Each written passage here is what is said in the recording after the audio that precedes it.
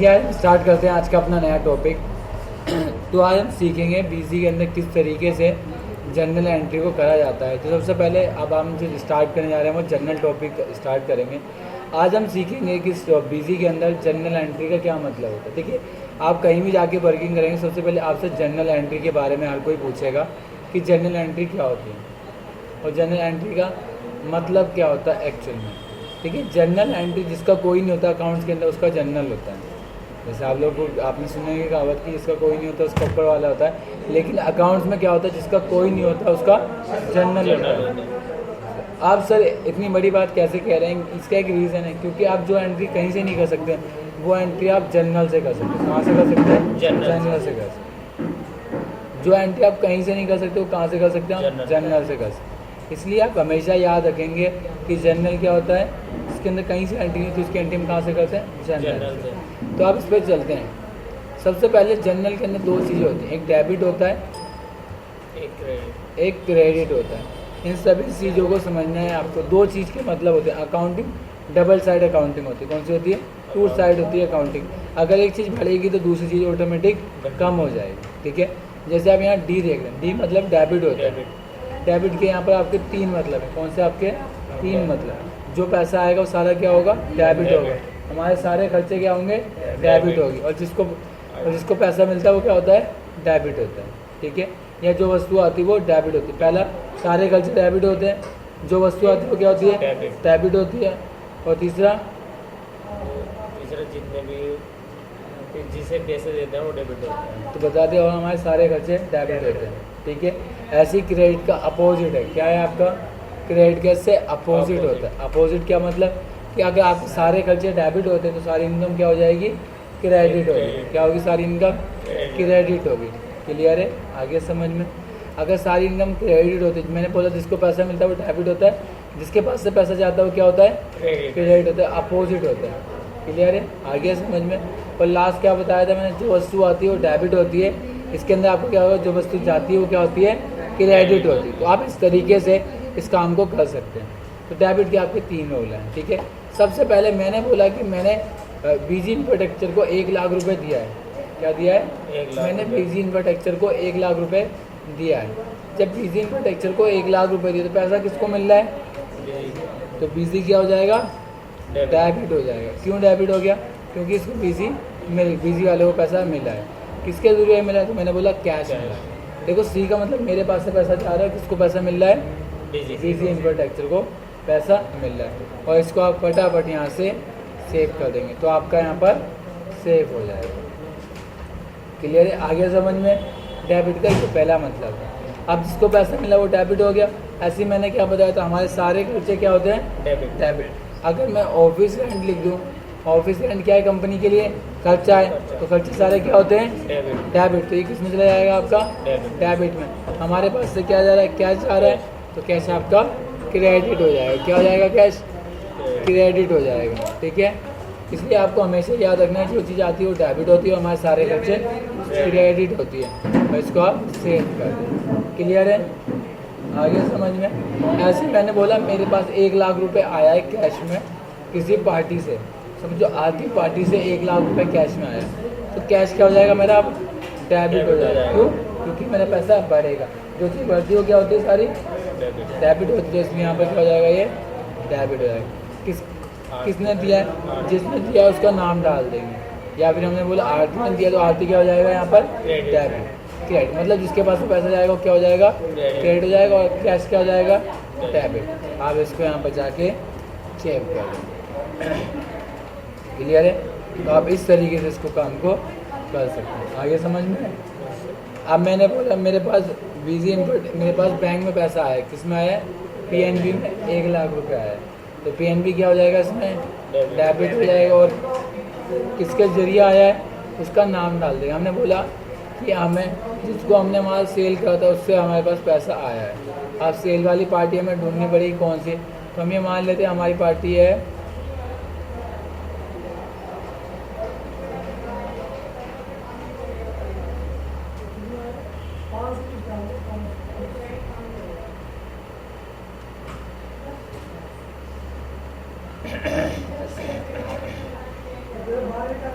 Vinayak corporation हमारी party, जिससे हमने क्या करा 1.5 लाख रुपये में उसने दिया। जब भी आपसे कोई बैंक में पैसा देगा तो आपको एक रिक्वेस्ट है सभी से, आप लोग जो भी उसका चेक नंबर होगा वो सारा यहाँ पर ध्यान से फिल करके चलना, ताकि जब बाद में आप रिकन्सिलेशन करेंगे बैंक स्टेटमेंट की तो उससे आपको यहाँ पर फ़ायदा हो जाएगा। क्लियर है? आगे समझ में? देन ये सारे आपकी कौन सी एंट्री? Debit credit. बस आपको ये सोचना पैसा आएगा तो डेबिट, पैसा जाएगा तो क्रेडिट, चाहे वो पार्टी से आए या कहीं से भी आए। पैसा आया तो डेबिट, पैसा गया तो क्रेडिट। सिंपल सा एक रूल है ये। क्लियर है? आगे समझ में? अगर कोई कहता है कि मुझे सेल की एंट्री बीजी में हाँ, अगर कोई कहता है कि मुझे सेल की एंट्री जनरल से करनी है तो क्या करोगे? तो उसके लिए आपको मैं बता दूं नोट पैड पे कि सेल आपकी क्रेडिट होती है। क्या होती है? सेल आपकी क्रेडिट होती है। तो यहाँ पर सबसे पहले अगर कैश में माल बेचा तो यहाँ पर आप क्या लिख देंगे? कैश लिख देंगे। अगर आप बैंक में माल लिखा है तो बैंक लिख देंगे। और अगर आपने उधार में माल बेचा तो यहाँ पर किसका नाम डाल देंगे? Party name.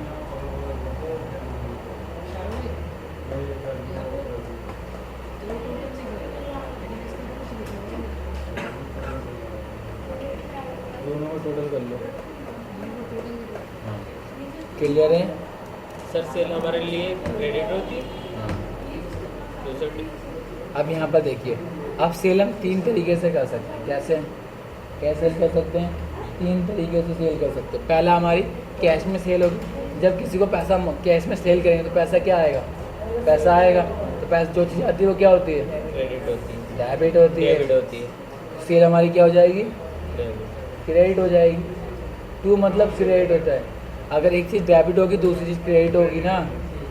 समझ नहीं आया? जब एक चीज़ आपके पास पैसा आया, आपने किसी को कैश में माल बेचा, आपको क्या देगा? वो पैसा देगा। पैसा आएगा तो क्या होता है?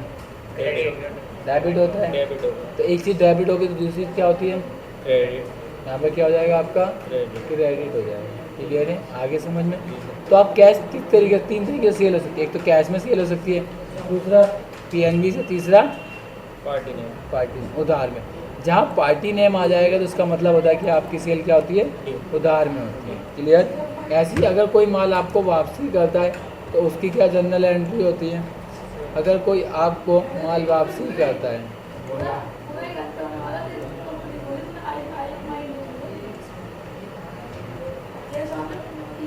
ठीक है, और यहाँ पर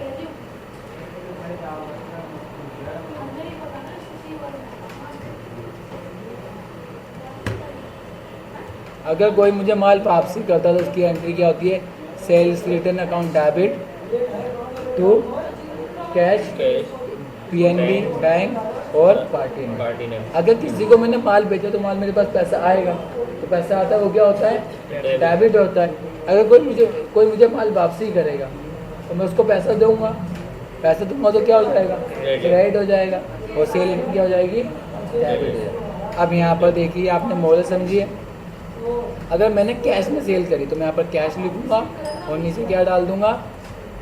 यहाँ पर सेल्स डाल दूंगा। इसका मतलब क्या हो गया? Sale in cash. इसका मतलब क्या हो गया? मैंने सेल कैश में करी। अगर सेल मैंने पीएनबी बैंक के जरिए करी होती तो यहाँ पर पीएनबी आता और साइड में क्या आ जाता? सेल्स। ये सेल्स कौन सी होती? सेल्स इन बैंक। ठीक है, बैंक के जरिए सेल्स करी।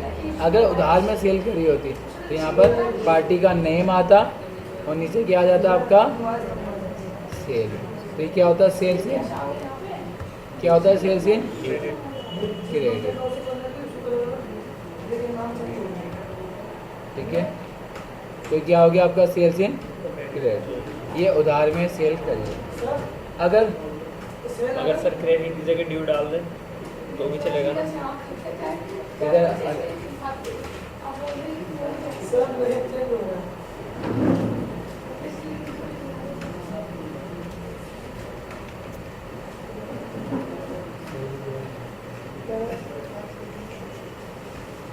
क्लियर है? ये सेल समझ में आ गई।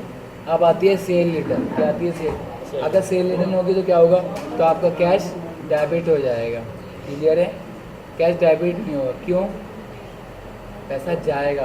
जब वो मुझे माल वापसी करेगा तो मैं उसको पैसा दूंगा। पैसा जाता है तो क्या होता है? क्रेडिट होता है। तो यहाँ पर आप सेल्स लिख दीजिए क्या लिख दीजिए, सेल्स, या फिर आप F3 करके एक बना लीजिए क्या, सेल्स रिटर्न का, और ग्रुप में क्या आ जाएगा, सेल्स, और सेव कर दें। क्लियर है। और यहाँ पर क्या आ जाएगा आपका, कैश, यहाँ पर कैश आ जाएगा, और लिख देंगे सेल्स रिटर्न,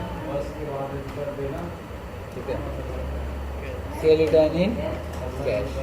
अब जो माल वापसी कर रहा हूँ किस में कर रहा हूँ, कैश एंड रिटर्न कर रहा हूँ। क्लियर है, आ गया समझ में। इसके बाद अगर सेल्स रिटर्न में उधार में करूँगा तो क्या आ जाएगा, सेल्स रिटर्न और साथ में उस पार्टी का नेम।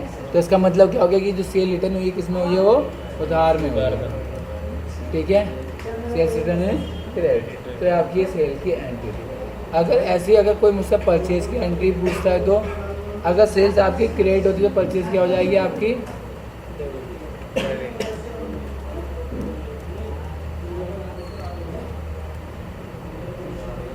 और परचेज रिटर्न क्या हो जाएगी आपकी। आप परचेज कैसे कर सकते हैं, या तो कैश में कर सकते हैं, या बैंक के ज़रिए कर सकते हैं, या फिर पार्टी नेम। पार्टी नेम जहाँ आता है उसका मतलब होता है क्रेडिट। क्रेडिट मतलब क्या होता है, उधार, ठीक है, आगे समझ में। और परचेज रिटर्न क्या हो जाएगी, परचेज रिटर्न की अपोजिट हो जाएगी। कैश ऊपर आ जाएगा, बैंक नीचे आ जाएगा, और साथ में पार्टी नेम आपका क्या हो जाएगा, आपका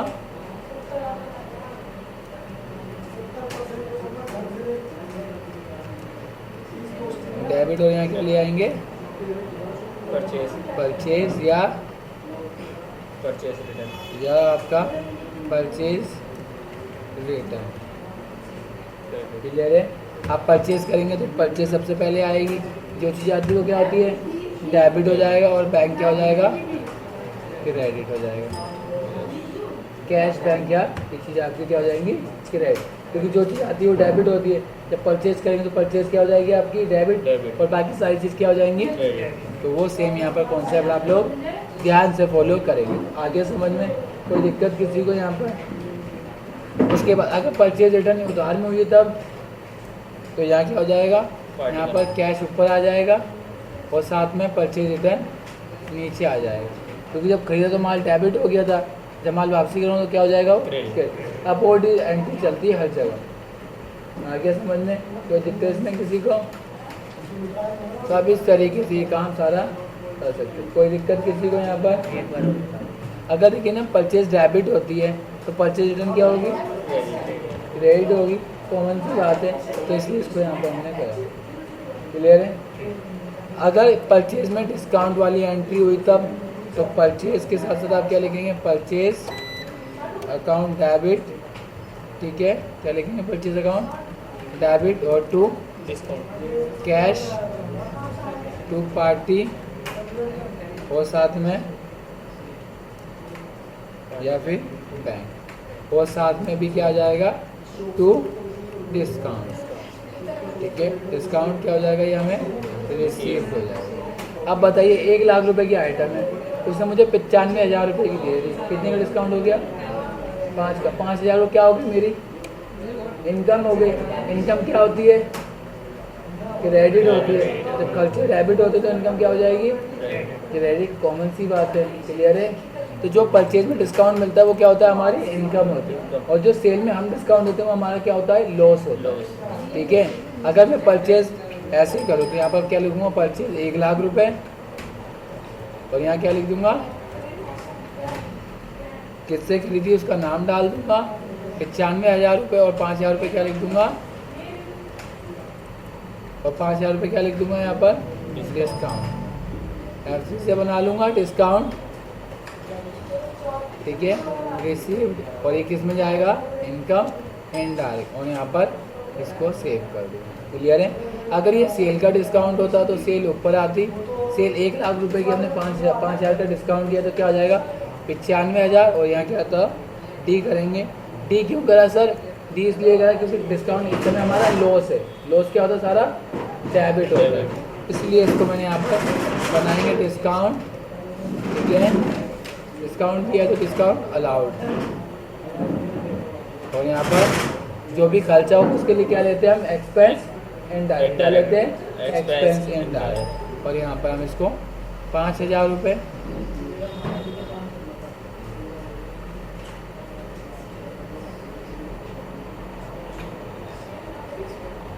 सेल 1 लाख रुपए की होगी, कैश में 95,000 आएगा यहाँ पर, 95 और 5,000 रुपये क्या हो जाएगा हमारा डिस्काउंट। क्लियर है, ये एंट्री हमें आपको करनी है। तो समझ में आ गया। तो आप कोई सी भी एंट्री, चाहे वो आपकी फिक्स एसेट्स की हो, कोई सी भी एंट्री हो, बस ये जो आपको गोल्डन रूल बताएं ये याद रखना, जो चीज़ आएगी वो डेबिट, जो चीज़ आएगी वो क्रेडिट। जिसको पैसा मिलेगा वो डेबिट, जिसके पास से पैसा जाएगा वो क्रेडिट। सिंपल है, कोई दिक्कत इसमें। ये आपका जनरल एंट्री। क्लियर है, आ गया। तो आप कहीं से भी आप पेमेंट रिसीव करते हैं, आप वो ना करके ये जनरल एंट्री भी कर सकते हैं। क्लियर है, कोई दिक्कत। तो आज आपने सीखा कि आप बिजली के अंदर किस तरीके से जनरल एंट्री कर सकते हैं।